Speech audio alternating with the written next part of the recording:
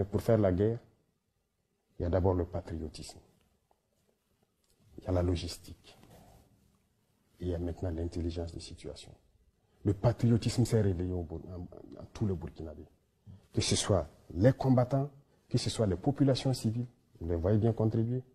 Ça n'aurait pas été possible il y a quelques années de cela. Pourquoi? Il faut savoir réveiller le patriotisme en chaque peuple. Les mettre en confiance, savoir que leur patrie, c'est la seule chose qui les reste. Ça, on a réussi à le faire. Voilà pourquoi lorsqu'on les demande de contribuer, ils le font. On a demandé aux gens de s'enrôler pour combattre partout où ils sont. Même aujourd'hui, si nous décidons que nous voulons 1 million de Burkinabés pour combattre, nous les aurons. Les volontaires pour la défense de la patrie. La défense de la patrie? Oui. Les gens sont prêts, ils sont engagés. C'est pas dangereux pour eux? Non, c'est leur patrie. C'est leur patrie. Partout dans le monde, les gens se sont battus pour leur patrie. Monsieur le Président, lorsque l'on dit ça, on a envie de se poser la question de savoir, ce terrorisme dure depuis un moment déjà dans nos territoires, avec des armées qui sont venues et des sommes extraordinaires dépensées, de l'arsenal militaire de qualité jusque-là.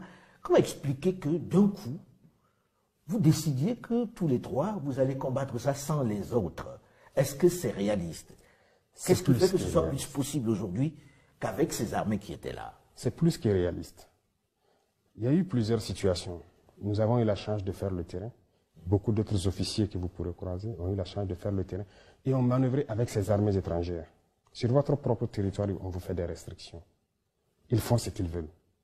Ce qui est encore plus surprenant.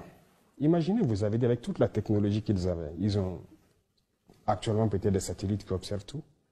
Ils avaient des drones, des hélicoptères, tout type d'appareils. Mais on ne voyait jamais les terroristes. Aujourd'hui, nous avons décidé de faire la guerre. Mais vous vous rendez compte? On les retrouve tous les jours et on les fouette.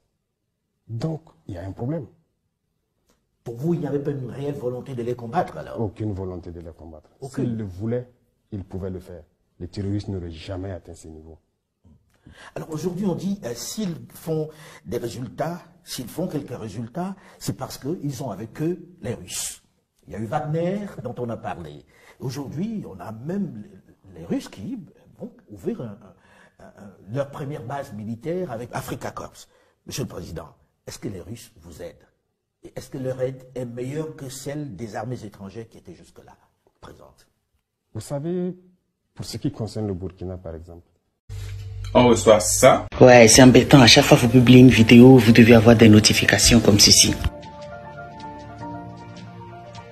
Je sais que je crie haut et fort que je suis contre les... Ça.